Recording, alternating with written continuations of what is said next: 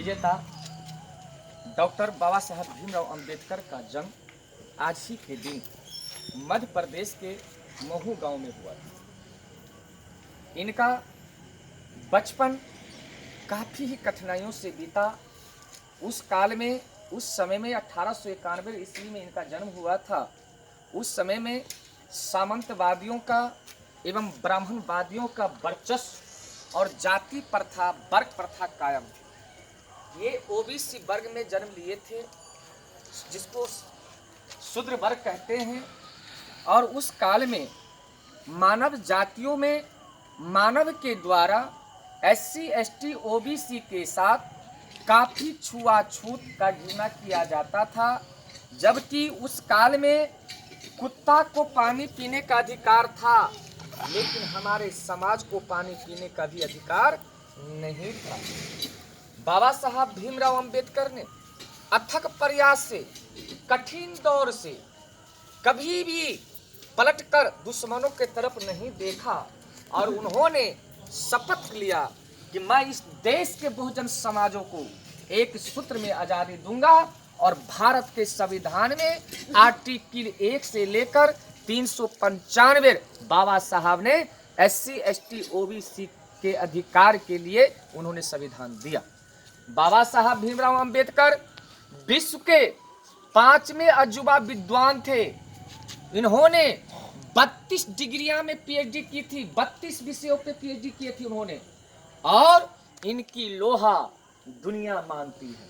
लेकिन भारत में आजादी के इतने अरसे बाद भी बाबा साहब को आज भी इस युग में भी ब्राह्मणवादियों के द्वारा कहीं भी जन्म दिवस और पुण्यतिथि नहीं मनाया जाता है, क्योंकि ब्राह्मणवादी जानता है कि भीमराव अंबेडकर के चलते ही SC, ST, OBC हमारी बराबरी में खड़ा हो चुका है।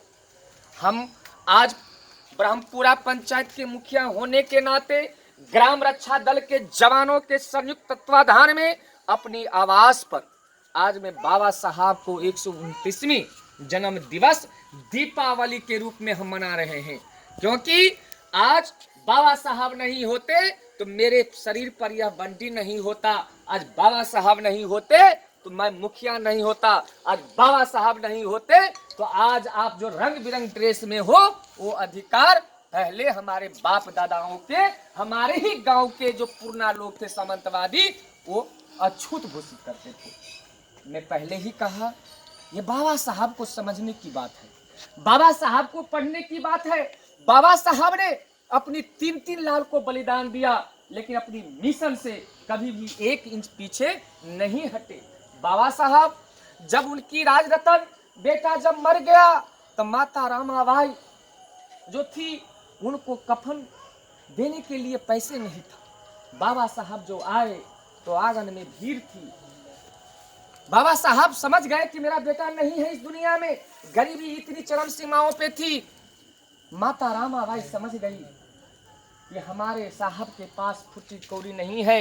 माता रामाबाई बाबा साहब को कुछ नहीं बोलती है और माता रामाबाई अपनी आंचल का कपड़ा फाड़ के, साड़ी का कपड़ा फाड़ के अपने राजरत्न मरे हुए बेटे को कफन देती है और वह कफन डाल के दाह संस्कार होती है। फिर भी बाबा साहब ने अपनी मिशन से नहीं घबराया। बाबा साहब को किसी पत्रकार ने पूछा कि आपको 3 बेटा मर गया है, क्या आपको अभी भी समाज दिखाई देता है?